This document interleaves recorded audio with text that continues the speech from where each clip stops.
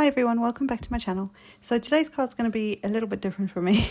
There's a lot of masking, so I've actually stamped and used some post-it notes and cut out what will be the masks for the stamps from a Tim Holtz set called Zombies, I believe it is. And I've stuck them or arranged them how I think I'm going to want them on this piece of cardstock. And now I'm going to sort of take off or line up the stamp with the mask roughly, and then take the mask off, stamp it, and then I will put the mask back on. So I'm using Tim Holtz stamp platform for this, and it's super easy to use. The hinge or the top plate will come off, and there's a little word that says either clear or rubber depending which stamp you're using. So easy to use if you do have one. I don't believe they sell these anymore, but you can still find them online at various places. So again, I've then restuck the stamp, both the masks back on, and then took off the next one, which is the gravestone. So I've stamped one zombie head, and now I'm stamping the gravestone. So the idea is that the gravestone will then look like it's behind the zombie head. So whatever you want in front, you need to stamp that first, mask it, and then stamp the next thing that's going to sit behind that front image, if that makes any sense. And so some of them, like this hand here, it that didn't matter because it was on its own. So this one, for some reason, I left the other mask on, and I should have taken it off. Yeah, I managed to fix it, which I did off camera because it baffled me as to how I had managed to do that, even though I'd just done the previous one. So now looking at the video and doing all the editing, I can actually see what I did wrong. So it's actually very easy to see that, but I couldn't at the time, and it took me ages to work out why this poor zombie he basically had a cutout of where the rest of his head should have been, in that bottom right hand corner of the tombstone. So anyway, so do as I did on the very first one and you'll be fine. So I've stuck the masks back on for both of those, and then all you have to do is remember which one you've actually done. So obviously I cut around the edges of the main part of the image, so if they had bits of hair sticking out, or like around the tombstone there's grass, and the same with the hands, I didn't actually cut those pieces. That was too finicky and it's kind of like a sketchy kind of drawing, so I just didn't have the energy or the patience to do that, so I didn't do that. I just cut around the more solid image to get it sort of a mask made up. And like I say, I just used post-it tape for this. It's sort of almost the full temporary adhesive post-its, if that makes sense. So they're quite large ones, so that's quite nice for bigger stamps. But you can get masking paper out there, and quite a few different companies do that. So now I'm just going to try and get the rest of these guys stamped up. And also by doing it like this, where I've kind of done the masks and then laid out where I want everything, I can use that, like the mask, as a guide to line up the stamp roughly where I want it, and then stamp it, which I think I said at the beginning anyway, but nonetheless. So these ones kind of moved around. There were three sort of attached to each other, so it, and it's post-it tape, so it's not going to post-it note. Well, it's a pretend post-it note, and it's not maybe as it's repositionable, but it's not as sticky as maybe you kind of need it. So they did move around a bit, so I had to kind of guess on some of these where this stuff was going, but it works out fine, and I actually really love how this turns out, and you'll see that in a bit. So the ink I'm using is Ranger's Archival jet black ink. It's a good permanent ink for things like this, and I'm using it more and more these days. I've had it for years and years and years. Must be over 10 years old now, and like most things in my art room, again, it's one of the first inks I ever owned, when I got back into paper crafting. So it's been around a while, but it's still going, and I have a refill for it. So I would always encourage you to get a refill. I'm starting to build up my refills for some of my coloured inks, just so that they, you know, if they ever don't make them anymore, at least I can use them a bit longer. So last hand on here, and that's all the images.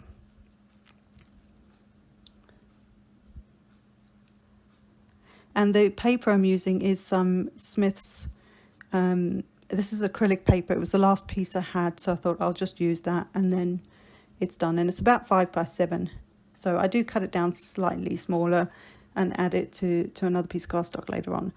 The thing with Archival is you need to let it dry, so I didn't want to blow dry. I didn't want to heat set this because the post-it would probably lift off, so I didn't want to do that. And so I'm using a bone folder as well, because I could tell that they were lifting a little bit, so I just sort of burnished them a bit to get them to stick enough that when I go to ink the background and create the background behind these guys, or, you know, amongst them, then I'm not going to, you know, there's less chance of me lifting those pieces up. And then the sentiment I'll use, we'll get to that later. So I dragged out my waffle flower media mat, and what I want to first do is I felt like I needed, it's obviously going to be a graveyard-ish scene, but I felt like I didn't want to just do it as a graveyard. I wanted it to have some depth to it, so I decided to create what would be like a back wall around, maybe, you know, around the graveyard. So I needed a line that I could create, I guess, like a horizon, quote unquote, so that I could create the wall behind or in the background, and then the rest of the graveyard, grass and whatever else and muck in the front. So that's what I'm using. These are the same post-it notes that I used for the masks of the stamps. I lost my train of thought there. So I was just trying to get this on here, and I couldn't line it up. When do I line up things straight? So I did it as best I could, and then we're just going to go with it. So I then used that post-it just to stick it to my silicone mat, but it you know, it doesn't stay stuck. So just be aware, if it was on the glass media mat, it may have stuck a bit better. But I decided to drag this out to use it a bit more. And what I'm going to do is I'm going to have the Twisted Citron Distress ink kind of in the middle, so it's almost like a glow of this sort of limey green. And then I'll have some Mowed Lawn that I'll bring in from the edges into the middle.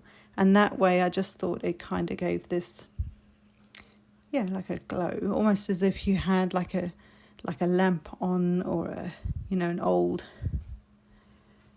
or candle or something like that. So there's a bit of a glow, but nothing too harsh, if you know what I mean. Kind of like a nighttime scene-ish, maybe. And then just bringing that in and then just blending. It's kind of hard to know if you've blended enough because you've got all the masks in the way, but because of the style and because of what it's for, like being a Halloween sort of scene or a graveyard scene, I wasn't too bothered about that. I just thought I'm just going with it because that's how we roll some days. And then I'm using the same posters and lining up against the line of the you know, what's created of the green line of like what I've just inked, if I can say that without, you know. And then again, because it's posted, it's now got a bit of wet from the ink itself, so I just taped that straight down. And then I'm using, I drag this out quite a lot actually, it's a Stampin' Up stencil, like a bricks stencil, but it's very sort of blocky, if you know what I mean. What I could have used, and I didn't think about it at the time, is I could have actually used the Tim Holtz one, which I do have as well. It would have given bigger bricks in the background, but it would have given them sort of a more distressed, cracked kind of thing, and may have looked more authentic. But this works really well, and like I say, I do really like how this turned out. So this one I'm just taking some Walnut Stain, and because these bricks are pretty like symmetrical, is that the right word? You can kind of line them up, but again, I wasn't too bothered if it didn't line up exactly. It's not the end of the world because again, all those little things, those imperfections, it makes it work really well, especially with stuff like this. So once I had them inked on, I will go back, and this is where I decide to do this, so that the wall doesn't look so white. You don't normally have bricks and then have white. Just, I don't know, in my head it doesn't work like that. So I inked over them again with some more Walnut Stain, and that just makes it look like a proper wall rather than just this weird thing in the background. So, and even now you can't really tell. You can, but you can't really see the effect that this has. So I, of course, spritzed it with a distress sprayer with some water, just to give it some extra texture in the background. And again, it's acrylic paper, so it's kind of got like lines for texture on it. So it's not like a watercolor or a what's the other one that I use? Mixed media, that has a different kind of texture to it, or it can be quite smooth. So it's kind of hard to work with, but I'm glad I've persevered and I've used all of it now, so that's good. Obviously used it enough. And then with my heat tool, I'm just adding some, drying it off, just to give it a head start kind of thing. And just again, bear in mind that when you do put your heat tool to it, the masks are likely to come off. So if you do that, make sure that you are happy that if they come unstuck, they come unstuck. Unless you want to try and, re-stick them somehow, if you needed to go back in with your ink. So now the big reveal. I did fix that bottom left one off camera, but like I say, I could see where I went wrong as I was editing this video. Couldn't work it out at the time, but I worked it out when I was doing this. So just take all these pieces. I'm going to keep these masks. I'm just sticking them to the stamp set. That's just off to the left there, and that way I can use them again and again until they really don't stick. But there's the scene coming together, and I just think it looks so cool. I was really chuffed. So to carry on with what I was doing with distress inks, I'm going to use distress inks to watercolor with. Being an acrylic paper, you can use moisture on it. Obviously it's meant more for acrylics, and acrylic paint, but I've used it as a watercolor type paper more than anything. So I'm going to use some Hickory Smoke distress ink, and I've just got some water in a cup and a paintbrush, because you know me, I prefer paintbrushes to the watercolor aqua markers, whatever they're called, aqua pens, I don't know, those things. And I'm using that on the gravestones. I think I get 2 of them done, or maybe I do all 3. Sorry. It's too pale. Even as a watercolor, it's just too pale. So I will bring in some black soot, and that makes a huge difference on them. You would think that the black soot would be too dark, but it's not actually dark at all when you've watered it down and then added to it, but it still gives that dark grey, which is what I was trying to get with the Hickory Smoke. Hickory Smoke's great, but it's just not dark enough for what I wanted on these gravestones. So, like I say, I can't remember if I actually get 2 of these done or all 3 of them, or whether I do all 3 just so they're all the same. But I will come back with the black soot on them once I've worked on them a bit more. On camera, it doesn't actually look that bad, but in real life, it really wasn't dark enough for me. Oh, so I do bring in the black soot now rather than later on. So I just squished it onto the mat, and just adding it. This one went straight on, so there's no Hickory Smoke underneath it, but it was much better. And when it dries slightly lighter. So whatever you think, you need to wait until it's dry to really see what colour it's going to, how it's going to turn out. But this was much better. I was much happier. Just defined it a bit better. So apologies I turned it upside down, but now I'm working with some wet areas. So I just decided that was easier for me. So this, like I say, just made a big difference for me.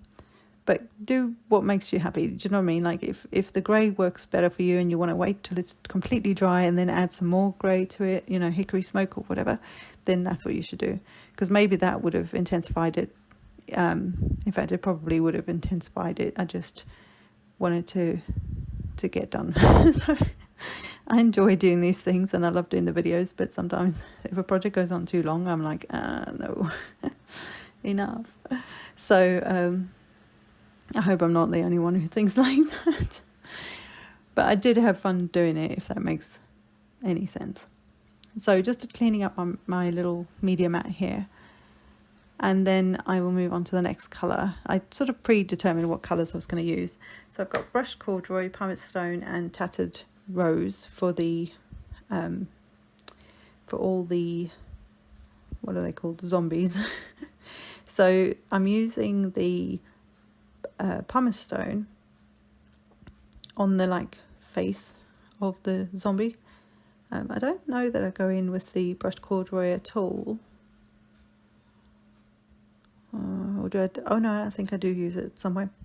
So I thought the pumice stone was a good skin colour for a zombie. I mean, you could make them whatever colour you like, but they're zombies. They could be like dripping with goo and gunk and blood and guts and whatever else. But I just thought for this, it just worked. And then for that's what I did. See, it was a while since I've done this one. So I used the brushed corduroy to then, once they were dry a little bit, I then went back to the first one and just started lining where the art is drawn, the sort of extra features or you know, lines to make the character come alive. I then used the brushed corduroy just to sort of very loosely outline or line, you know, put a bit of colour over those lines, and it just defines it a bit better. It's much better in person, but you can see it kind of clearly-ish here, and it does make a difference just doing something like that. I believe I also used the pumice stone on the hands, and then I will go in and I'll paint the nails. I'm not really painting them, but and then of course I forgot he must have been like a Frankenstein version of a zombie. That's how I think of him. And then again on the hands I'm doing the same thing and just adding in very small amounts of the brushed corduroy just to define certain areas. Again, not too finicky, not too difficult, like just chucking the colour on there. And then again I did the nails for them, because why not? And then the tattered rose is what I'm using for the brain and the eyes as well. And it was the perfect colour, because tattered rose is kind of like a I want to say, is it tattered rose that I used? No, Victorian Velvet, I beg your pardon. Victorian Velvet is, tattered rose would have worked as well, but it's kind of like a dirty pink, so it kind of works for something like brain. And then I also just used more of it and dragged that colour, because the gravestones were kind of dryish at this point, so I used that and just dragged it down as if there was blood coming down, but it's just a subtle hint of that blood coming down the gravestones. Yeah, and then I used them in the eyes as well, because why not? Yeah. And then just added it to darken it a bit, because as I say, it will dry lighter naturally, but it worked really well actually. I thought it turned out quite sweet. Well, sweet, not sweet, but you know what I mean. And then there were a few areas where the mask, when I'd inked over the top, the mask, I maybe didn't ink quite as close to the edge or something, so there were a couple of like whiter lines, so I just used the paintbrush and moved that ink, because it's distress ink, it'll always move with water, so just moved it into place kind of thing.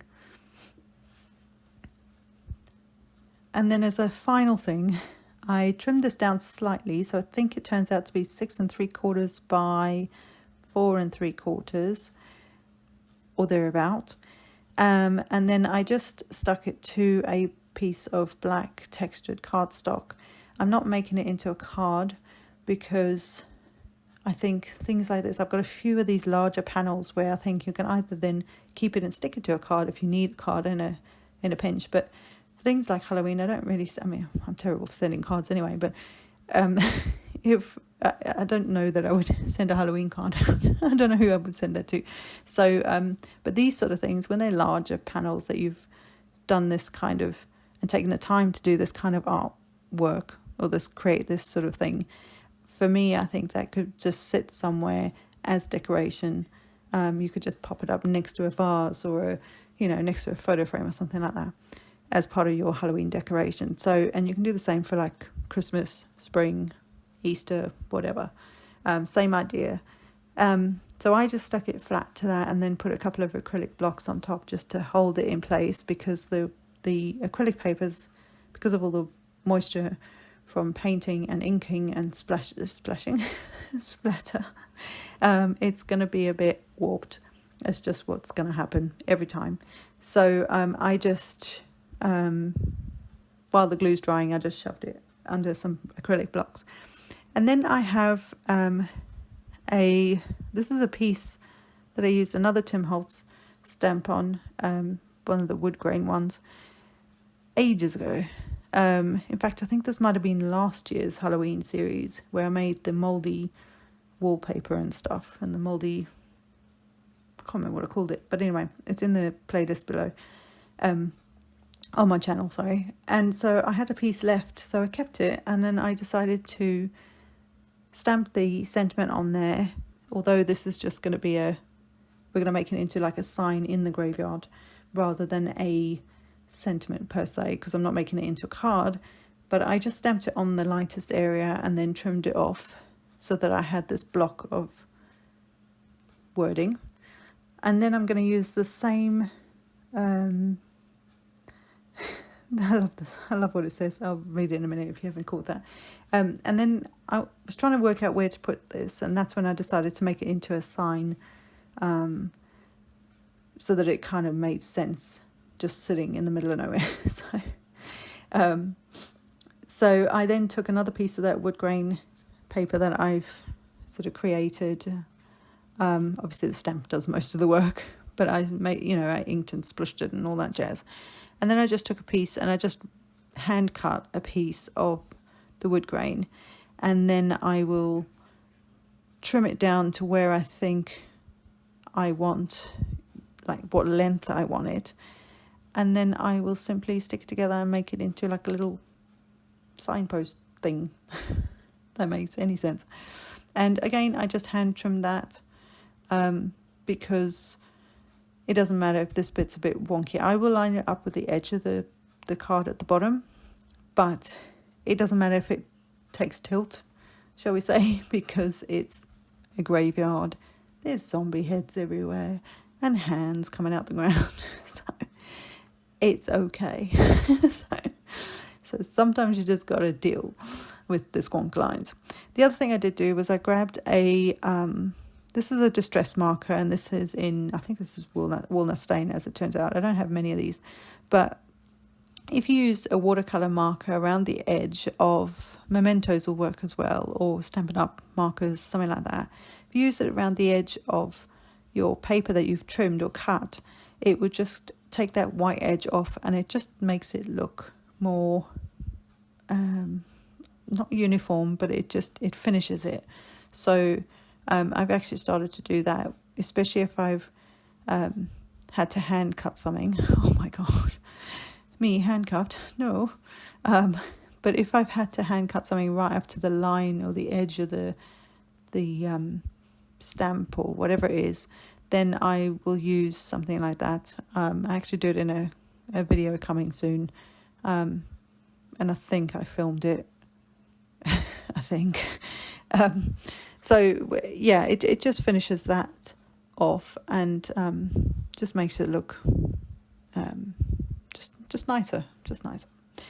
So I've got foam dots on the back of the, I guess this, I was going to say stem. It's not a stem. The pole part. And then I have some foam dots, the same height foam dots, so the same ones. I'm using Stampin' Up ones. And then a double-sided tape in the middle, because the middle is going to lay over the center pole. That's the wrong word, I know. And so you want it to lie so that it's level. And that's how you do that. And then I just stuck it on there, a little bit wonky. Makes sense? So this, I loved doing this. I thought this was so much fun. I had an issue with one of my masking bits in the beginning, but I fixed it, so it's fine. I wasn't going to waste it because I was so excited to use the stamp set. And I'm also just really quickly using some Nuvo glaze over the eyeballs. When it dries, it's really cool. It looks really cool. So yeah, so I hope you've enjoyed this, guys. It was a bit of a long process because there's a lot of inking, stamping, stenciling and all that sort of thing. And you can obviously do a lot of the stuff by hand if you wanted to, like adding the bricks and things like that in the background. What I could also still go back and do is take one of the Ultimate Grunge stamps that has it looks like crackle, and I could stamp them in the corners of the bricks to make them look like they're cracked bricks. So there's extra things you could do to this just to step it up a bit. I could add some spiders in the background, all sorts of stuff. Right, so I hope you've enjoyed this, guys, and I will see you in the next one. Have a spooky day, and don't forget, zombies love you for what's on the inside. Just saying. Bye.